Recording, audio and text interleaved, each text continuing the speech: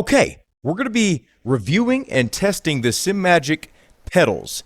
Now, these are a pretty pricey set of pedals, but they offer a lot in terms of features. There's like a brake reservoir, and there's a bunch of knobs and springs you can switch out. All the pedals are super adjustable. Anything that you want it to feel like, you can pretty much get these to feel like.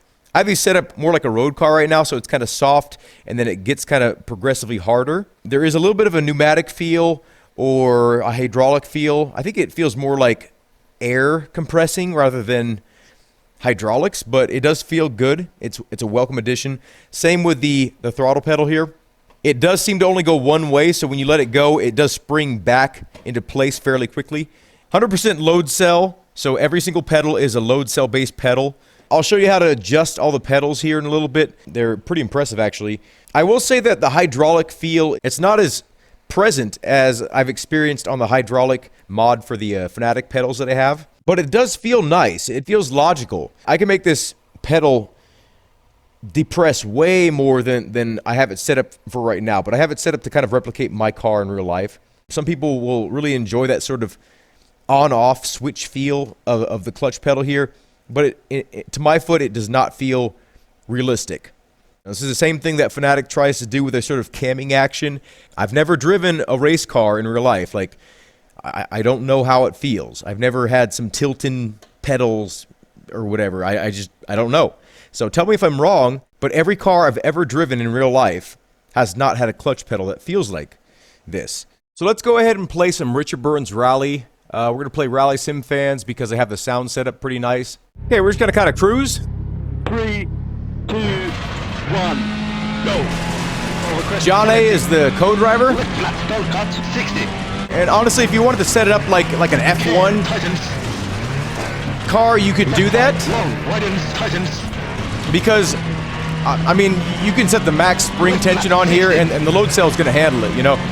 You can make it to where the pedal barely moves, and all it is 100% pressure-based. But I don't like that because that's not how my real car feels. So I almost always set up my gear just to replicate my real car. Like the sequential shifter here, you can't see it. Obviously, I can't set that up to how my car feels because I don't have one of those. But if there's an H pattern, I'm going to set it up to how my car feels. You know, the distance, the height, everything. So same with these pedals. The throttle pedal feels better than the Fanatic pedals. Keep in mind, this is an $800 pedal set, so it should feel better. I will say that the Fanatic hydraulic pedal mod feels better to my foot, but depending on your personal preference, this does objectively feel good. I turned the co-driver off because I was having trouble talking. Now the pedal faces, they feel good, but it's not what I would like to feel for the throttle pedal. I would like to feel like a long throttle pedal face. Not saying I can't work with them, but I like a long throttle pedal. It just makes more sense to my foot. It's just all personal preference, but the long pedal version is more expensive. That's kind of weird, you know, considering that it should just be an option. It should be the same price. Like, if you want a long pedal version, you get the long pedal version. If you want a short pedal version, you get the short pedal. Like, I don't think it should be extra. It can't cost that much more to produce, if at all. I would say probably these smaller pedals look like they're more machining. These probably cost them more, but I do think that should just be an option rather than an upcharge. The pedal plate is very robust. I mean, it's awesome. You know, I see no problems with that. The problem I do see is the pedals are mounted with only 2 screws, and they're very small screws too. So if you're really heavy-footed, I just wouldn't trust it, you know. But that could just be me. Like, you know, they've probably tested it out, and it probably has been fine under people with heavy feet. But it's just like one of those things at the back of my mind. I'm like, I don't quite trust this pedal. Also, another weird thing is the brake line. The hydraulic brake line makes it to where you really can't adjust the brake pedal too much. It has like 1 or 2 slots that can go side by side, and then that's pretty much it. You know. So adjustability, you have to kind of like find all your adjustment with the throttle pedal and the clutch pedal, like in terms of how close you want everything. Another thing that's really odd is the fact that they didn't drill and tap holes to make it to where you could make the brake pedal the same height as the clutch and the throttle pedal. All these negativities aside, I feel like these are the most fully featured pedals for the price. You know, if you were getting like some Husing belts, I mean, they're adjustable, but you know, they're not going to have hydraulic anything. They're not going to have the level of adjustability that these have, I don't think.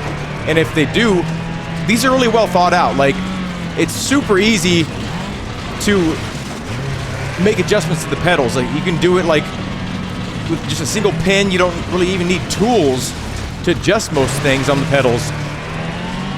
Really well thought out. The bolt configuration, like how you mount them, is actually right in line with the Fanatics too, so I actually didn't have to readjust my whole rig, and the width of the pedal plate is actually slightly narrower than the Fanatic 2. So that was really cool. I didn't have to make any significant changes to my rig besides just kind of like lowering the pedal plate in general.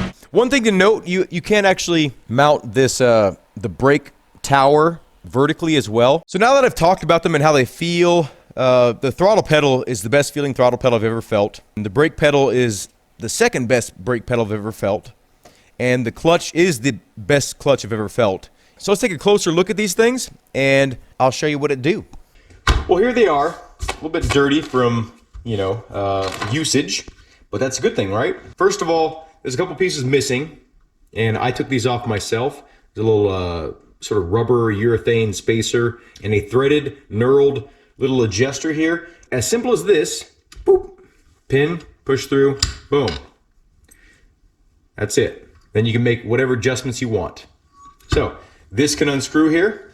We're gonna put it back to normal configuration, but super nice hardware. This little rubber thing goes up against here. Pop that bad boy on and screw the little pivot joint. So you can adjust this. You know, this goes up against here, and you can adjust your positioning of the throttle pedal this way. You know, you can make it more forward, more backward. So also there's 4 holes here. You can see this little indicator indicates the higher up you go, the harder it is to push the pedal. Here's the load cell right here, just a little spring, and you just press down on it and it measures the deflection, you know, how much it flexes. You also notice here that you have a dial, and you can adjust how hard it is to push in. It's another hydraulic function. Like that's like brutal. I don't know why anyone would want that, but I had it set like at 2 or 3.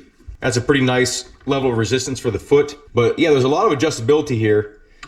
And you know, the higher up you go on the side here, the more difficult it is to press because you're pushing more in line with it rather than having more leverage on it. So the lower you go, the easier it is. The higher you go, the harder it is. Same thing, pop the pin, push it through. You can adjust up or down just like you can with the throttle pedal, 4 different positions. Not to mention that the pedal faces themselves can be moved up and down as well, except for the brake pedal. If you do the offset, it stays in this position here. If you mount it in the center though, you can move it up and down like the rest of the pedals. This whole thing moves when you press the pedal. So this is how to adjust your preload. This little wobble nut here.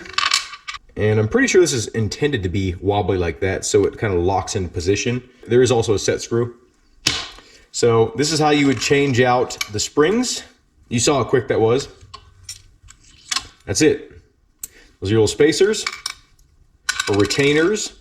And you have 4 different spring choices. And since it requires 2 springs in order to fill up the gap here, you can actually mix and match these. The yellow being the weakest, blue being second, red, and then green, from weakest to strongest.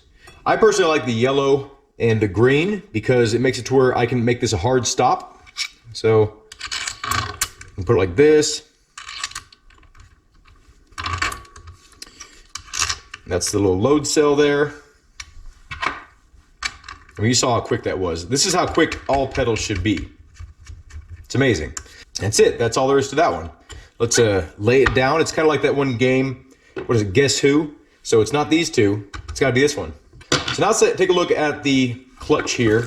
So you can see here like this little pivot point, and normally it would go down here. So I've actually modded this to where it just takes one of the brake springs, so it's a lot more effort to push, And then also, it can't go past a certain point. So it can't go to that little pivot point, because I didn't like that. The level of adjustment is a little bit less with the clutch pedal, which is kind of upsetting to me, because the clutch pedal feel is where I feel most pedal sets are lacking. You know, they've got the brake pedal down, okay, the throttle pedal is good, but the clutch is always lacking in every pedal set I've had. This does feel the best so far, I will say that. Okay, so we're gonna put the weakest spring in, just to kind of show you how easy it is. You can see where the spring should sit. So this part pivots up and down. You put the screw in, you put the spring in, there's a little capture point in the bottom here, and then you just literally push down, boom. Push down, and then now you just push forward on the screw, and that's it. These are the absolute best design pedals I've ever experienced when it comes to adjusting the pedals to how you want it to feel. And then we're back to the normal setup here. That's all there is to it. The adjustability is amazing with these pedals. These pedals are definitely an upgrade from probably any pedal set on the market. I do have my complaints, of course. You know, we spoke about like only having 2 mounting points. Once you get a position that you're really happy with all the pedals and things, I suggest thread locking everything. Another thing I don't like is the fact that you have a little box here. I have a little plastic bag on here so the adhesive doesn't stick on stuff. But this is the little control box. I wish this was integrated somewhere on the pedal board rather than like just free floating wherever you want it, because it's just extra cables to trip on, and it feels unnecessary. For instance, if they included the pedal plate from the factory, rather than having it be an extra, they could mount this underneath the pedal plate, because the pedal plate sits about like an inch off there. They could just get rid of this plastic portion and then just mount the circuit board directly to the pedal plate, and that would get rid of this floating around. So I can definitely recommend these pedals to anyone looking for an upgrade to their pedal set. If you got some Husing valves or something like that, you're probably good. But you know, if you're going from like a Thrustmaster pedal set or maybe even a Fanatic pedal set, these are definitely an upgrade. So on that note, highly recommended. Good job, Simagic. You really put a lot of thought into these pedals. Have a good day. Thank you for watching, and I hope to see you in a future video.